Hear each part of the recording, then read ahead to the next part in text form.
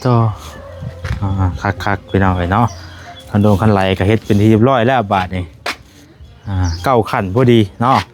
1 2 3 4 5 6 7 8 9 9ขั้นพอดีงามพี่น้องเอ้ยโต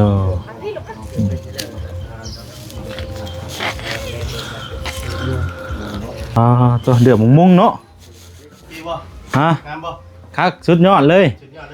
ข่าวนี้ไปยังใช่นี่ข่าวตัวนี้มีประตูไงเข้าให้ประตูแล้วข่อยก็ได้อันเพนซูล่าบ่พอทางหน้านี่ตัวนี้นะพอทางหน้าแล้วจักตับบ่พอเลยเพิ่นว่า2ตับว่าตับ1บ่พอพูดมา250,000พี่น้องเอ้ยเนาะอันนี้มัด1ตัวนี้ก็250,000ตัวนี้ได้250,000แต่ว่าได้หลายลูกตัวนี้250,000แต่ว่าได้ลูกเดียวข่าวว่าติดต่อกับลูกกับผัวบ่หรือว่าใดเคยโทรหาเพิ่นบ่หรือว่าเพิ่นโทรมาก็บ่จักเบอร์เพิ่นบ่ได้จักบ่จักแล้วคือได้ข่าวว่าติดต่อโทรหาผัวว่าซั่นนะบ่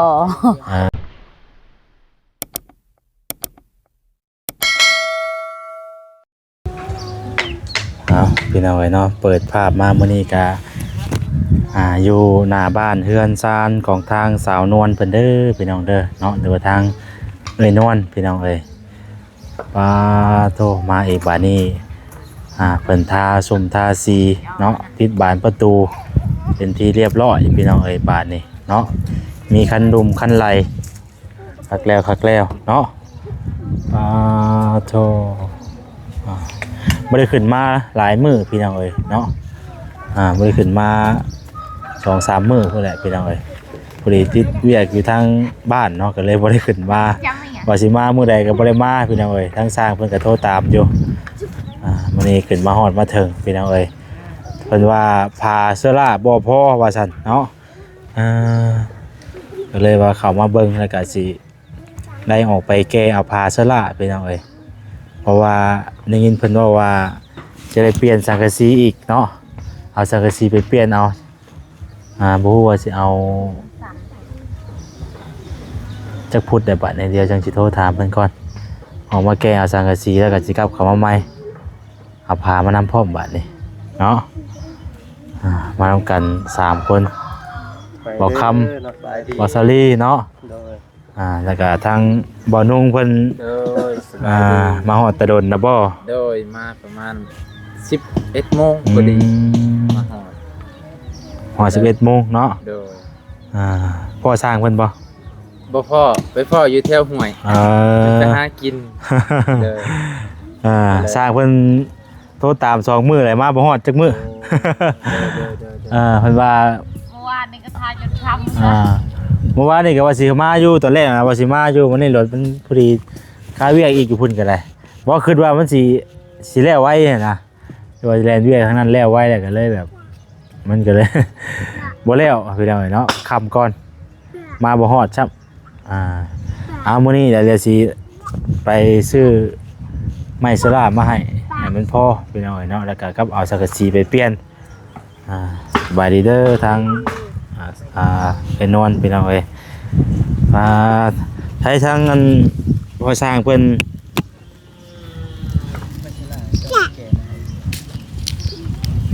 เป็นมาอยู่บ่มื้อนี้มาอยู่เป็นเมื่อแล้วไม่ขนาดบ่โอ้คันไหลแล้วเลยเนาะโอ้ตอนสังกะสีก็ตอกแล้วและตอนเช้า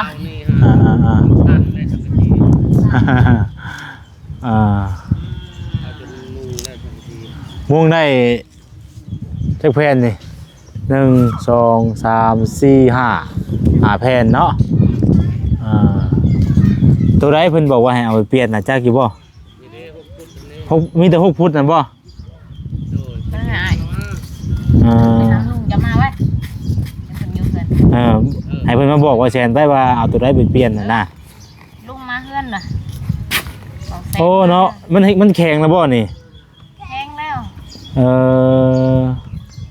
มันสิเขียนอะไรบ่ฉบับนี้เนาะเขียนบ่ได้ดอกแข็ง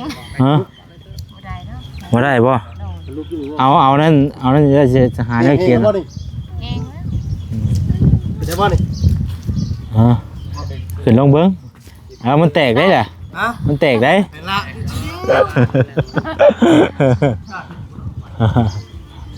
อรอด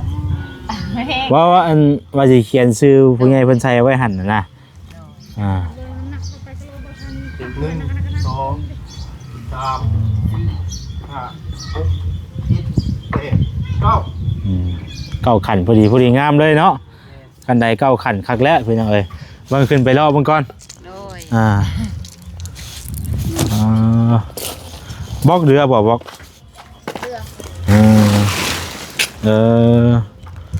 เดี๋ยวบ่หลายก้อนบันไดพี่น้องเอ้ยโตคักพี่น้องเอ้ยเนาะคันโดนคันไหลก็เฮ็ดเป็นที่เรียบร้อยแล้วบาทนี่เก้าขันพอดีเนาะ1 2 3 4 5 6 7 8 9เก้าขันพอดีงามพี่น้องเอ้ยโต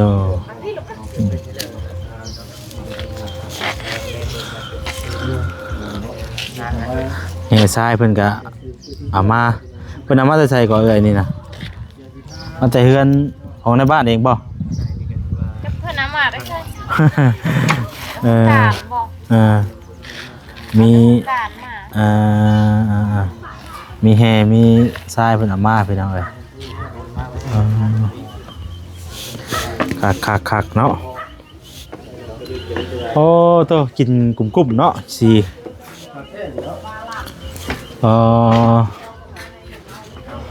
พี่บังอยู่ฮะ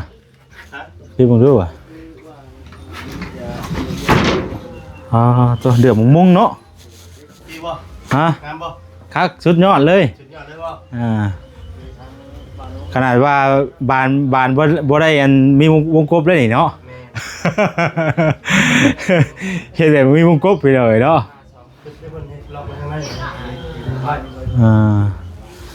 ปลางามพี่น้องเอ้ยสำหรับบานคู่บัดนี้เนาะอันนี้ก็สำหรับประตูคู่พี่น้องเอ้ยคักพี่น้องเอ้ยเราก็ต่อตีขอบแค่นี้เลยหูกระต่ายก็มีอยู่มันคือบ่ใส่ให้เฮา ข้างในบ่ ฮะ ได้ก็ได้ หูกระต่ายเรากุญแจเลยเด้ อ๋อ มันมีอยู่ใดหูกระต่ายเพิ่นลืมบ่จักอ่ะ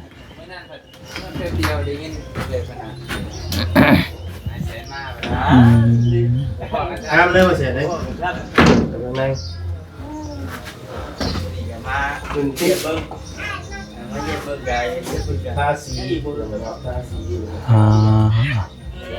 เรืออีกอันนึง งามเนาะ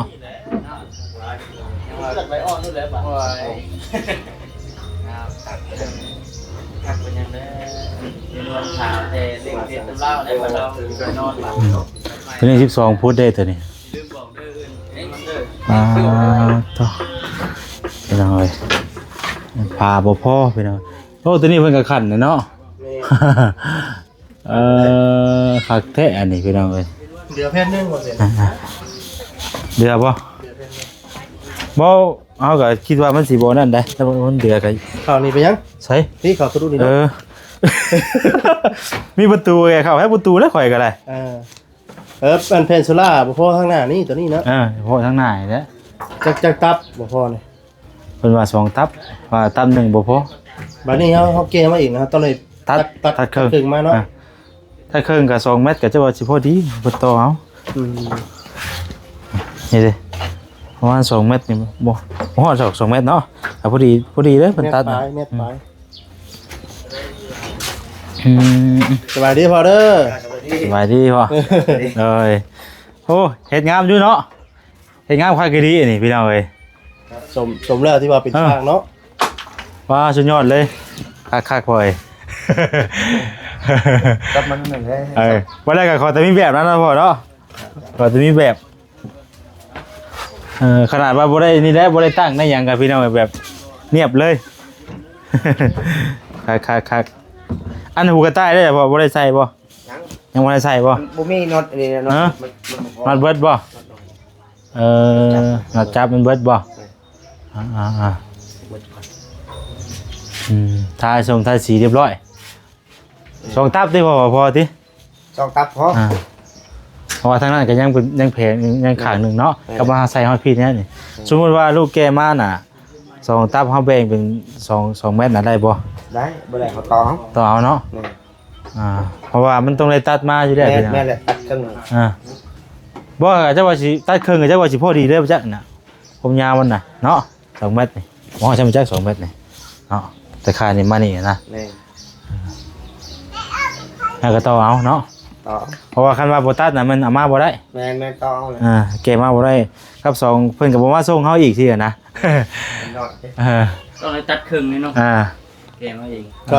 กับสังกะสีบ่ สังกะสีแหละ มีแต่สังกะสีท่านเนาะ 6 ฟุตหมอด2เมตรได้แต่เมตร80บ่สัตว์ที่เก่า2เมตร บ่สังกะสีเดี๋ยวนี้น่ะหนาแถมยังหนาน้อยลงอีกนะ หน้าน้อยอีก บ่ได้เพิ่มอะไรหยังบ่พอดีได้บ่ว่ากล้าว่าพออยู่บ่ พอ อยู่เนาะแต่ว่ามันบ่ยาว แม่เอา7เมตรอันนั้น7ฟุต อาจจะพูดบ่ว่านี่ แม่7ฟุต จาก6เป็น7เนาะ 2เมตร5เซนนี่แหละตัวนี้ได้ กับลูกติ่งนี่นะ ลูกติงว่าสิซื้อมาเด้อคำว่านั้นก็สิใส่เลยบ่ว่าเอานี่เฮาสิตั้งยังได้เฉพาะว่านี่ อันไหน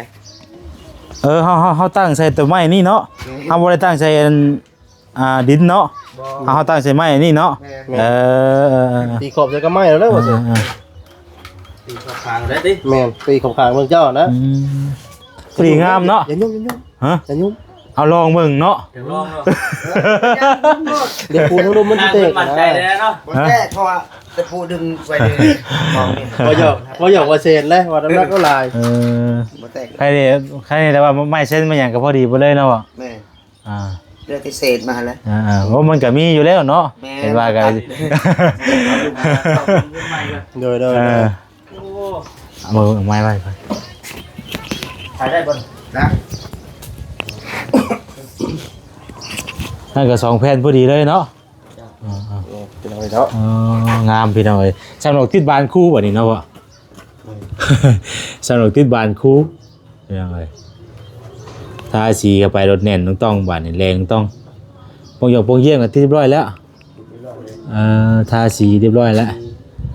วันแรกก็ขึ้นเครื่องมาครบนี่มุ้งแล้วก็ใส่ลูกติ้งก็ไม่แล้วบัดนี้เนาะจบภารกิจจบงาน มือเดียวบ่ฮอดมือนะได้เสาฮอดเที่ยงแล้ว ไปสัตว์ไม่ได้เอาลูกติ้งลงก่อน เฮ็ดได้ตอนบ่ายนี่เฮ็ด สบายป่ะเพราะว่าลูกน่ะเขามาเอาสังกะสีแล้วก็สิแล่นเข้าไปในพุ่นแหละมึงตลาดเมืองชนหมดแล้ว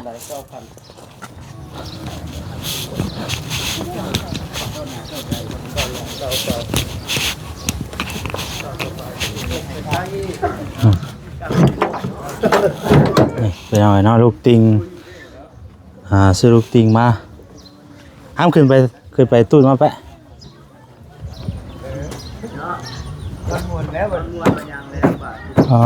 เนาะไปใส่ไปหลอกเป็นลมมันงามเนาะ ตั้ง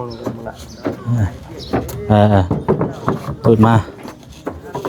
250,000พี่น้องเนาะนี่มัดหนึ่งตัวนี้ก็250,000ตัวนี้ได้250,000แต่ว่าได้หลายลูกตัวนี้250,000แต่ว่าได้ลูกเดียวที่บ้านนี่ง่ายดิ ไปเอาย่อเอาไอ้บ่ระวังมันนั่นได้มาได้บ่แปลกเลย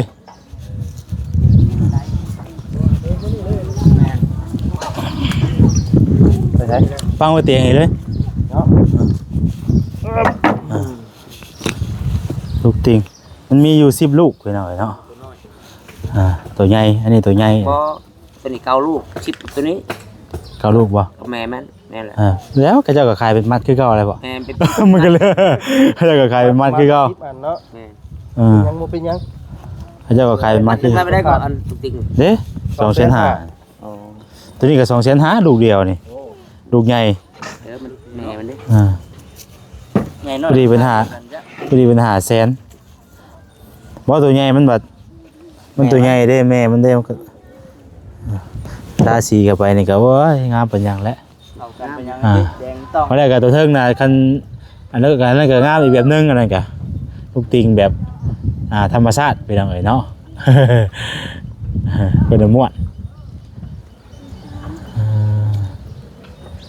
มีแต่ซื้อผ้าเสื้อลามาแล้วก็เอาสังกะสีไปเปลี่ยนให้มันทั้งสร้างมันมาประกอบใส่กันมันแล้วเบิดเลยบัดนี้เนาะ แล้วนะมามื้อหน้าว่าเจอดิ ตัดเป็นยัง คักแล้วบัดนี้เป็นจังไดคันไหลก็แล้วได้เป็นง่ายลงง่ายแล้วบัดนี้แต่ว่าไม้นั้นยังได้อยู่บ่พ่อไม้เฮ็ดฮาวมันน่ะ ได้ ยังได้อยู่เนาะ ได้อยู่ ฮาวมันก็2อันเนาะ งั้น สองอันแนบขึ้นเด้ เอาแค่ตักแค่กี่วันนี่แหละ เฮาใส่แต่ข้างหนึงบ่ใส่แต่ข้างหนึงเนาะ ได้แต่ครั้งหนึงอะไร ข้างนั้นมันคันเฮาใส่มันก็สิจ่อเข้าไปอีกเนาะ บ่ได้แต่ครั้งหนึงอยู่ใช่กันได้แต่ครั้งหนึงใช่ที่เบื้องนอกเลย เอาแต่ข้างหนึงก็พอแล้วเนาะ แม่ อ่า แต่แรกคันเฮ้ยระบบใหม่อีก เป็นสองทาง ใหม่ บ่ ใส่ชาวเบื้องผู้ชาย เป็นรุ่นใหม่ปะ ไอ้ชาเคย ลืมบอกพ่อว่าตอนอันนี้น่ะว่าให้ลืมเขียนชื่อ ดีตอนอายุ ตอนสาบนะ เขียนนั้นเขียน หรือว่าเฮาดูเฮากอยปูนมาใหม่เฮาเป๊ะใช่แหละเขียนชื่อผู้ใหญ่เพิ่นใส่สินะโพมันอ่อนเนาะ ได้ เขียนชื่อแม่เพชรแม่เพชรแล้วก็กับอันจูลี่แล้วก็ผู้ใหญ่ใจดีอีกท่านหนึงเพิ่นบ่ได้ออกนามเนาะพุ่นน่ะ โดย แล้วก็อ้ายใจดีอยู่ต่างประเทศต่างประเทศ เขาเขียนว่าแม่เพชรจากUSA แล้วก็จูลี่จาก USA แล้วก็ทางอ้ายใจดี แข็งแล้วเขียนบ่ได้แล้ว ปูน เขียนบ่ได้บัดนี้ ปลูกใหม่แล้วเขียนมันทางนี้ด้านนี้ได้นี่ ข้าง บ่เขียนเบื้องที่เฮาบ่เหยียบอะนะ อ๋อนี่ข้างๆนี่ได้ ข้าง ข้างในหรือข้างนอกก็ได้ ข้างนอก ข้างนอกนี่ได้เนาะ นอก จะเห็นดิจังได้เห็นบ่เนาะ เฮายากายมากก็เห็นเลยชื่อเขียนข้าง สมชวนเนาะพอดีงามเพื่อนนี่พอดีงามเลยบ่น้อยบ่ใหญ่พอดีอยู่พอดีเศร้าให้ทางอันเพิ่นอยู่บ่มื้อนี้ ๆบ่ยังบ่ดอน บ่ดอนบ่ ไอ้ดอ เดือนบ่ สบายดีสบายดี ใส่ไม้กันอันนี้ได้พอเท่าไหร่ก็เล็กๆคายเล็กตะปูกับอันดินนะดินทรายนะซะ จะปูหันแสนเช้าอันนี้2แสน อ๋อพอดีเป็นสายเช้าเนาะ จะปูหันเป็นเติมน้ำมันรถอีก2,000 โดย ยืมรถเขา คือว่าแล้วมันว่าบ่ทันเนาะคือว่าก็เลยให้เอาไปซื้อก่อนสินะเพราะว่าสิได้มามื้อนี้ก็ที่แท้ก็ออกมาแต่เฮือนนี่แหล้วมันน่ะก็ได้มันหมู่เพื่อมาฮอดได้ ถนนทางไกลได้ก็ เอาไปเล่นลูกปะเอาไปเอาแล้วไปลูกปะไปละไป ระวังเก็บก้อนดินแห่ อมลงเลย อมเด้อว่าแต่ขนมเลยหาเจ้า บ่กินนะนี่บ่กิน โดยคือได้ยินข่าวว่าติดต่อกับลูกกับผัวบ่หรือว่าใด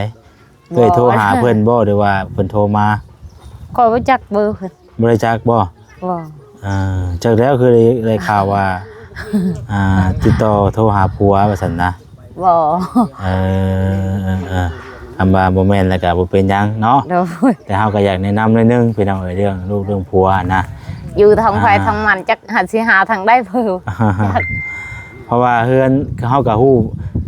ก็คือเท่าที่ฮู้ก็เอ้อยก็สอนสู่ฟังหรือว่าเล่าสู่ฟังประวัติเพิ่นน่ะเนาะ โดย ว่าเพิ่นเป็นจังได๋สินะสมมุติว่า โดย เฮามีเฮือนมีศาลสิแล้วให้เพิ่นมาอยู่มาเซานำเฮาก็ น้องลูกเอ้ย บ่คักปานใดพี่น้องยันมาได้บัด โดย มาเฮ็ดสร้างความวุ่นวายนั่นนี่สินะ โดย บ่อยากคักปานใดพี่น้องเอ้ยแต่ว่าเฮือนชาตินี่เพิ่นปลูกไว้ให้ลูกให้เต้าอยู่ โดย คันคือว่าติดต่อกับลูกกับผัวหรือว่าสิมาหาสู่กันอีกสินะแม่นทางเอื้อยน่ะแม่นได้ไปหาเพิ่นเองเฮือนนี่คือไว้ให้ลูกอยู่ โดย ว่าแล้วก็เพิ่นเฮ็ดให้ลูกว่าซั่นซะเนาะคือทางผู้ใหญ่เพิ่นซอยนี่คือเห็นว่าทางเอื้อยน่ะเป็นแม่ห้าง บ่มีลูกมีผัวแล้วบ่มีผู้เพิ่งพาอาศัยแล้วก็เลยมีตนลูกตนเต้าแหละเลยเฮ็ดในชานให้อันน่ะ โดย เพิ่นสงสารพี่น้องเอ้ยเนาะถ้าว่าลูกผัวสิกลับมาอยู่มาเช้านำแหละ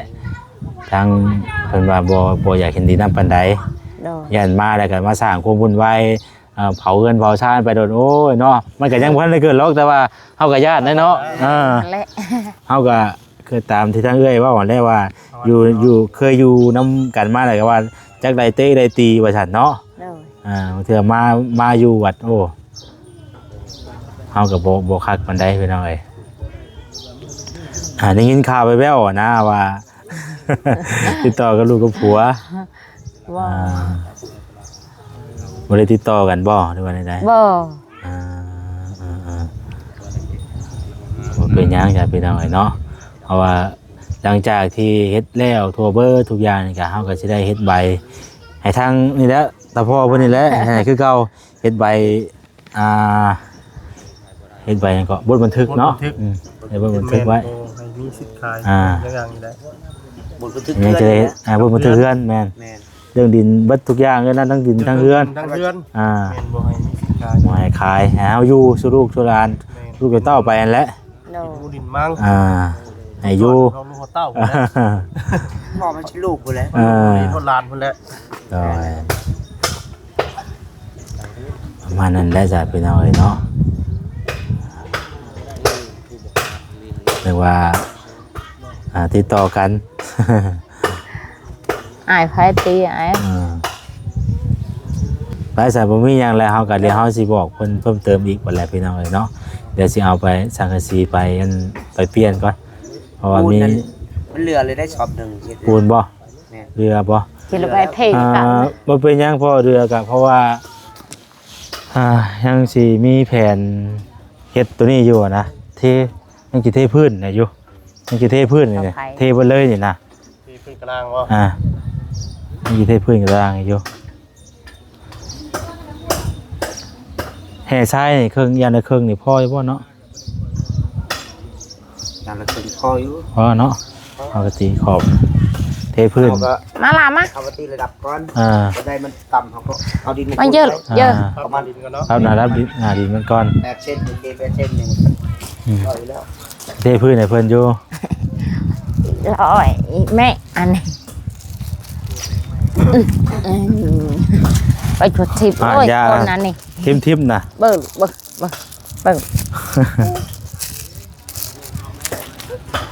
เอาเด้ออันนี้ว้าวเด้อเอาเด้อเอาเด้อ จักแผ่นก่อนบ่จังซี่นั่น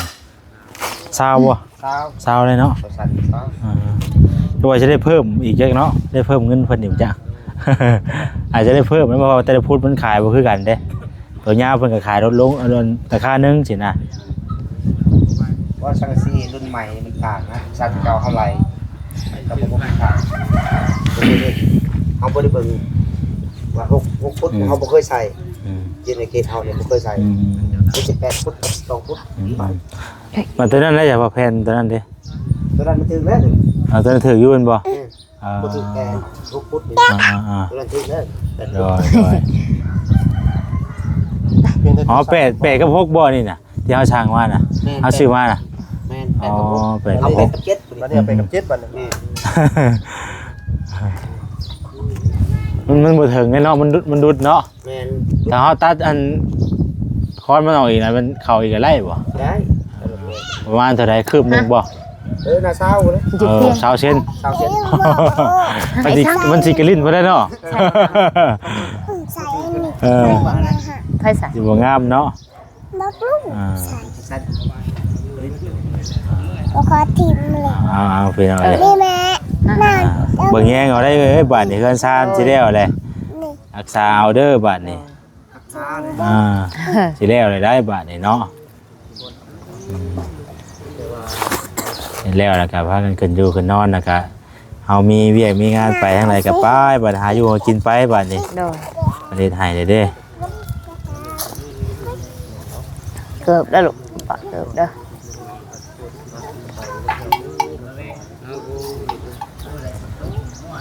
เบิ่งก่อนพี่น้องเนาะว่าสิเฮ็ดมื้อใดเรียกให้ตัวนี้แล้วก่อน เรื่องเทพื้นเดี๋ยวเฮาจังสิเอากันอีกเทื่อนึงตอนนี้เนาะ จะเอาเงินให้ทางภาษาไว้ก่อน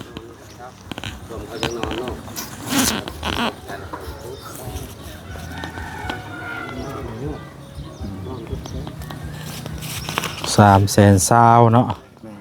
300,000เนี่ยอันนี้300,000นี่ให้350,000ได้ก็ได้บ่ ขอบใจขอบใจ บ่ได้ซื้อน้ำกิน เลยมีแต่พุ่นแล้วเหลือลูกออกไปเปลี่ยนสังกะสีก่อนเด้อแล้วก็สิแกนั้นมานำจะว่าเครื่องครบแล้วก็ทั้งพออยากเฮ็ดเวียกให้มันแล้วสินะ จ้า ก็ทั้งคือว่าอะไรทั้งลูกก็มันก็ไปหุ้นไปพี่แน่นะมันโหลดบ่พอสิได้ ว่าเขาสั่งมาวันเดียวมีแต่เฮ็ดครั้งเดียวมันแล้วไว้ คือเฮาก็ยังเดาบ่ออกอะนะเนาะมันบ่มันก็คือชัวาเฮาสิได้เฮากล้าบ่ถึกเลยมันกล้าบ่ถึกมันก็ต้องได้เฮาก็ยังกล้าบ่ถึกว่าซั่นซะให้คือว่าบัดต่อไปนี่ถ้าว่าเฮือนลักษณะนี่เฮาฮู้เลยบัดนี้ว่ามันสำใดเนาะ เพราะคันเขาฮู้จักสังกะสีอันเขาละ6ฟุตอันฮอด2เมตรอันได้อันนี้เขาบ่ฮู้ตัว6ฟุตเขาบ่ใส่ มันก็มุงแล้วได้ป่านนี้ที่พ่อ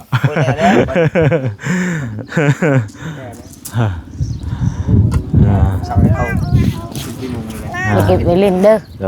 ย เฮ็ดประจำนั่น อย่างไร ใช่ก็ดึงเข้ามา อันนี้ก็ทั้งว่าแซนเอาเงินแม่เพชรเพิ่นนั่นแหละซื้ออันนี้ก็พี่น้องเอ้ยเนาะซื้ออันลูกติ่งนี่นะเนาะทั้งแม่เพิ่นบ่นั่นหรอกแต่ว่าคือสิใส่ลูกติ่งเขียนนะครับว่าเฮาบ่ใส่ลูกติ่งก็ต้องได้ไม้พวกนั้นให้ใส่เนาะหักงามแท้ก็ลูกติ่งแหละพี่น้องเอ้ยโอ้ย ขายออกหรอก ป้าเอ้ย ตัวกอ ป้าว่าอันบอสดี้เอาโยโยสังกะสีขึ้นรถเนาะ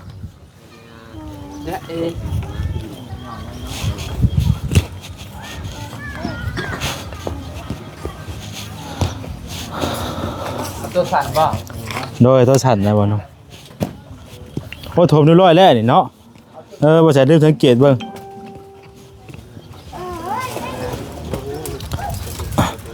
ตัวนี้ถือแล้วตัวนี้ ตัวนี้ถืออยู่ถึงเนาะ8ตัวนี้8ฟุตเนาะ แม่น8ฟุต อ๋อ ตัว6ฟุตนะ เบิ่งวิทย์อยู่บ่กล้าว่าวิทย์บ่ เอาไปคืนบ่บ่แค่ ฮะ เดี๋ยวหาได้ตัวดูดิ เอาไปเปลี่ยนหาเลยเด้อ เอาไปเปลี่ยนน่าจะวิทย์อยู่ ตัวนั้นเลย ไปเปลี่ยนเอา7 บาทนี่ นี่ปั๊บ ได้เปิดพาท้ายไปเลย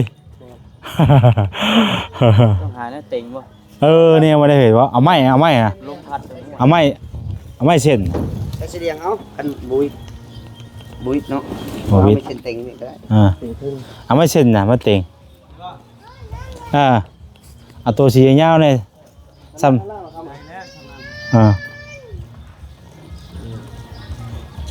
ยังดีอยู่เพิ่นให้เปลี่ยนน่ะถามแล้วว่าเปลี่ยนได้บ่สังกะสีก็เพราะว่าสังกะสีก็ซื้ออยู่ในห้านเพิ่นนั่นแหละ เลยว่ามาเปลี่ยนเลยว่าซั่น ปกติมันเปลี่ยนได้ เพราะเฮายังบ่ได้เฮ็ดหยังเนาะ แม่อันนี้เฮ็ดจังเลย ปัญหาถ้าว่าสิได้เพิ่มเงินบ่หรือว่าจังใดเท่านั้นแหละ ปกติได้แต่ต้อง มันเขาเจ้าก็ขายตามพุทธมาแล้ว แม่เขา ผมยาวมันเด้ ต้องได้เพิ่ม ก็เชิงก็สิบ่นั่นหรอกบ่ยังไงเนาะก็สิบ่หลายหรอกแต่ว่ามันก็ต้องได้เพิ่มสิอะนะเพิ่มหน่อยนึงไปสบายนี่เด้อบ่นุ่ง เด้อ เดี๋ยวค่อยไปเอาอันนี้ไปเปลี่ยนก่อนให้สิกลับเข้ามาอีกอยู่ บ่น้องก็สิเมื่อก ลับบ่ เด้อมากินข้าวกินน้ำก่อนบ่ได้มา โดยไปทางใดล่ะช่วงนี้ ช่วงนี้อ้อมเฮือนก่อนไปไกลบ่ได้ อยู่บริเวณขอบเขตแถวนี้เนาะ เด้อ เอาเดี๋ยวสู้ไปเนาะ ขอบใจได้ โด เลย ย มื้อหน้ามื้อไหนจังพอกัน โดยมื้อนั้นก็เห็นว่าอันได้เนาะอันนั้นน่ะ โอ้พินนะบ่ มาแล้วเนาะ ดีใจแต่ดีใจชั่วคราว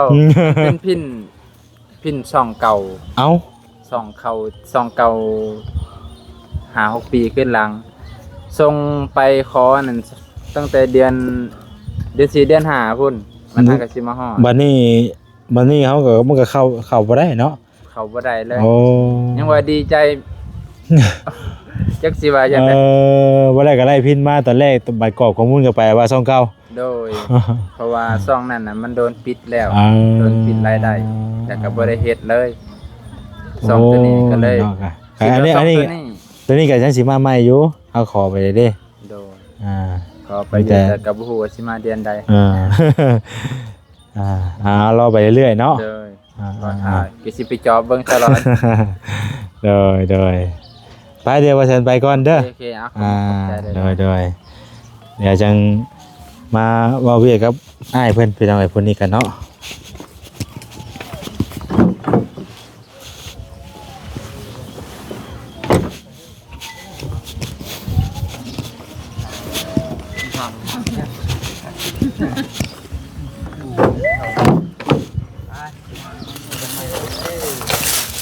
มันน่าต้องตามแก้วปรุง นี่บ่คามนะ มันน่าก็กินมะขามตัวนี้เด้อ เอาอีกละขนม นมนมอ่ะ ตุญ่าไว้ตุญ่าน่าเคินละบาดนี่ เอาไปเดี๋ยวออกไปเปลี่ยนก่อนป้าให้กินยังน่ะ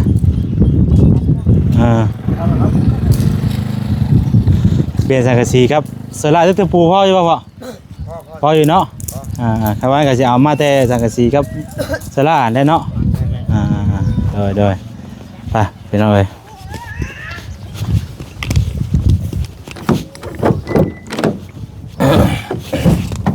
ไปขอตัวน้ำลาไปก่อนได้พี่น้องเด้ออยู่ดีมีแห้งเบิดสุขสุขคนพี่น้องผิดพลาดประการใดก็ขอโทษขออภัยละลายสำหรับคลิปนี้น้ำลาไปก่อนแล้วสบายดีเนาะ